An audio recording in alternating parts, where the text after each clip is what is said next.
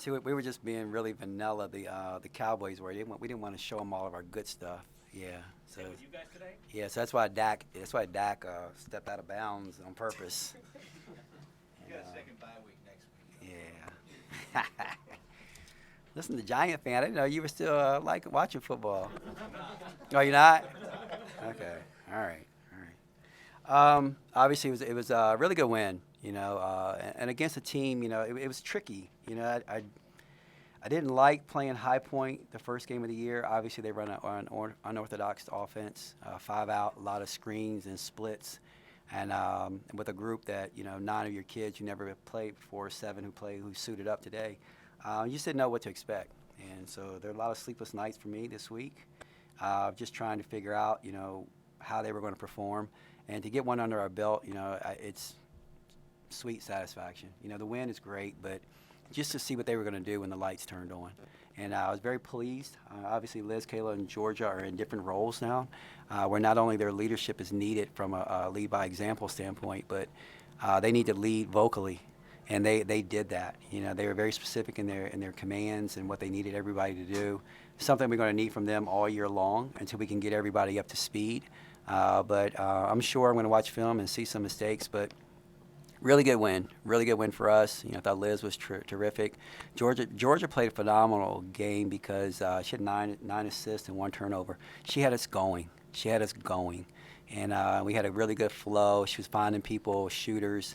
Kayla King did a really good job. Matilda Eke, I think is going to continue to show how valuable she can be to us. And then in our bench, did a really good job.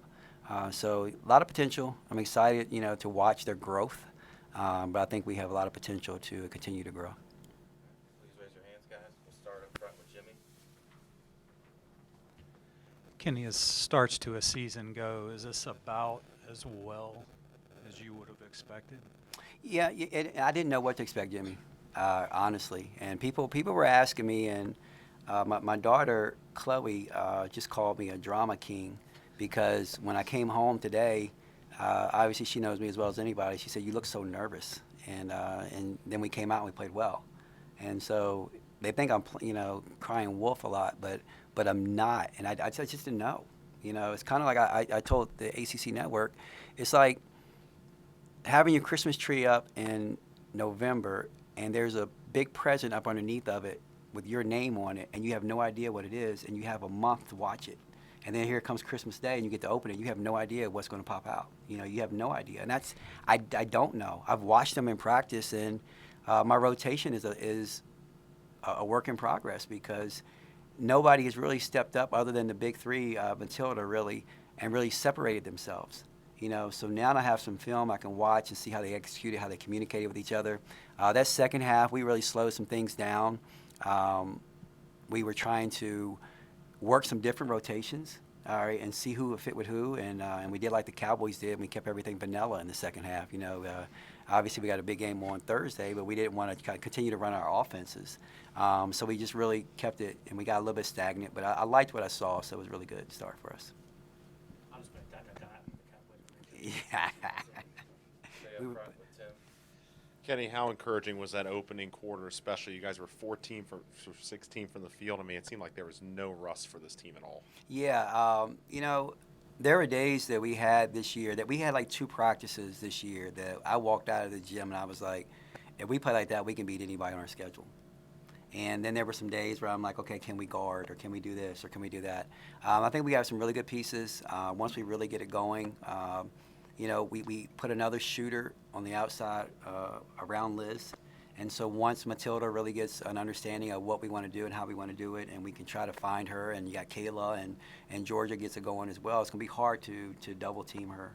And she's played as well as she's playing really well right now. And, the things that she's added to her game, she didn't show a lot tonight. She just basically did what she normally does. But that first quarter was very gratifying because we came out and it was our demeanor that I liked. And we've been stressing this year, our motto a little bit is to be like lions, to go out and we might not be the biggest, the fastest, the strongest, but our mentality is going to make us the king, or if you will, queens of the jungle.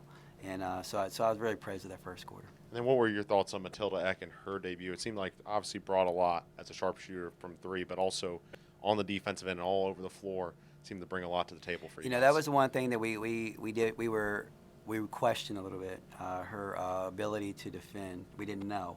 And when she first got to us, you know, she was off for a while. She had a long postseason where she didn't do much.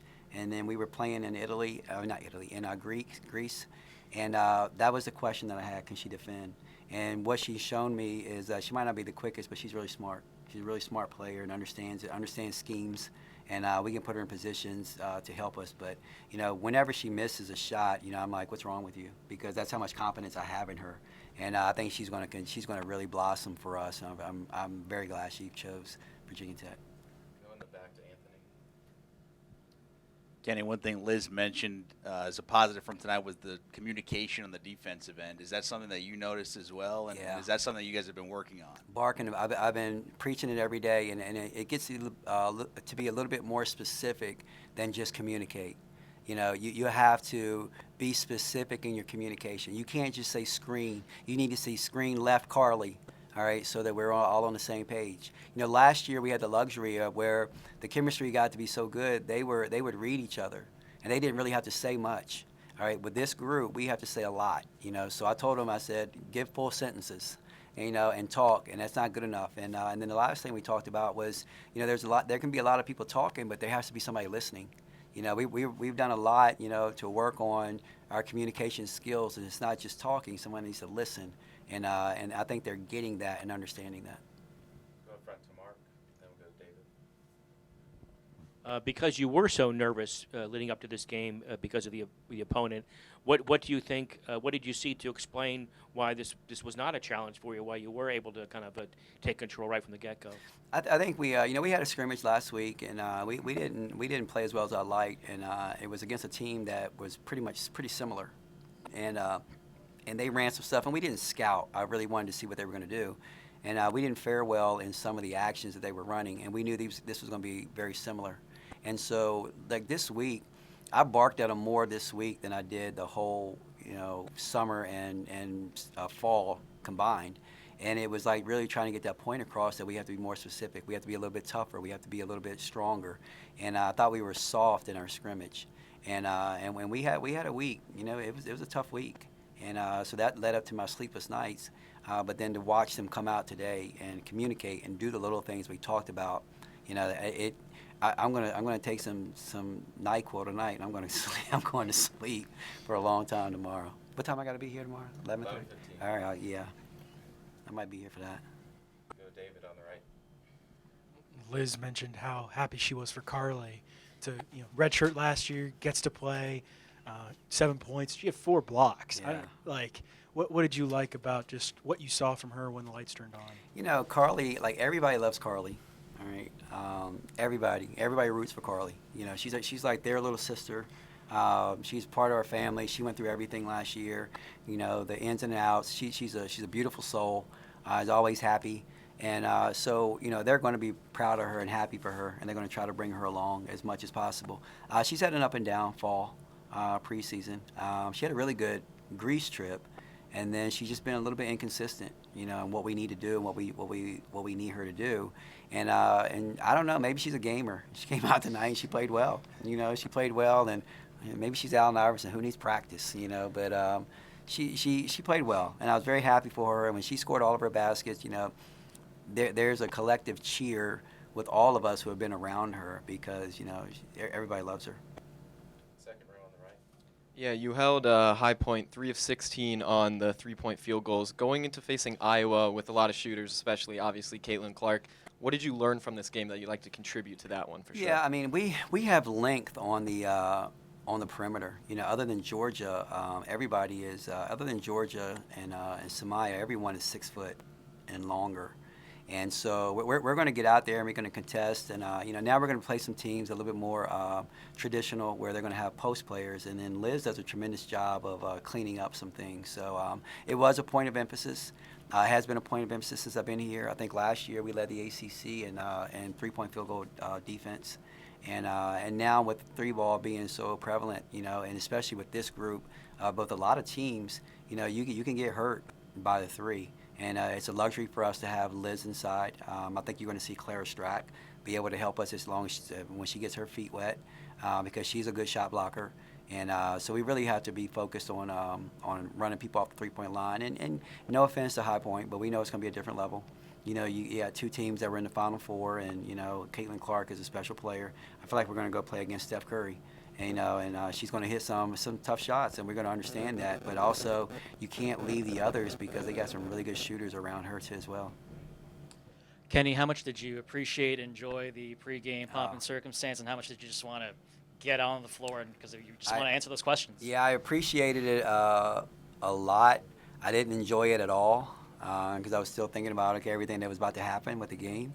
That's one of the things, you know, you guys heard me say it a million times last year, stop and smell the roses. All right, I need to take my own advice because that was special. You know, that was special, and you know, to walk out there, we didn't just put up a ACC championship banner, we put up a Final Four banner, and I think that's still gonna resonate 20, 30 years from now. You know, that Final Four banner, and to be able to have the kids come back, you know, and celebrate that and give them hugs and get those rings. Rings are nice.